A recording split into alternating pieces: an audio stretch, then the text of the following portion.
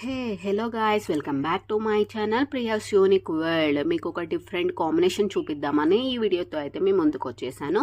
So ఫస్ట్గా బియ్యపిండి తీసుకొని దాంట్లో కొంచెం కొంచెం వాటర్ పోస్తూ క్రీమీగా అయ్యేంత వరకు కూడా మిక్స్ చేసుకోవాలి. నెక్స్ట్ బెల్లం తీసుకొని స్టవ్ మీద పెట్టుకొని ఆ బెల్లం కరిగేంత వరకు కూడా మిక్స్ చేసుకోవాలి. బెల్లం కరిగిన తరువాత మనం కలుపుకున్న బియ్యపిండిని అందులో వేసి బాగా మిక్స్ చేసుకోవాలి. ఉండలు కట్టకుండా కలుపుతూనే ఉండాలి, లేదంటే అది ఉండలు కట్టిపోతుంది.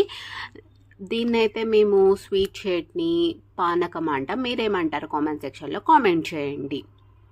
అండ్ మా ఇంట్లో అయితే ఎక్కువగా దీన్నే ప్రిఫర్ చేస్తాము. పల్లి చట్నీ ఇంకా డిఫరెంట్ చట్నీస్ ఉంటాయి కదా, వాటికంటే కూడా మేము ఎక్కువగా దీన్ని ప్రిఫర్ చేస్తాము. సో బాగా మిక్స్ చేసుకున్న తర్వాత దీనిలో కొంచెం పాలు కూడా పోస్తాము. పాలు పోసి అది కొంచెం దగ్గర పడేంత వరకు కూడా బాగా మిక్స్ చేసుకుంటూ ఉండాలి. నెక్స్ట్ వేడి వేడి దోశలు వేసుకొని ఆ వేడి వేడి దోశల్లో ఈ స్వీట్ చట్నీ పెట్టుకొని తింటే చాలా సూపర్గా ఉంటుంది.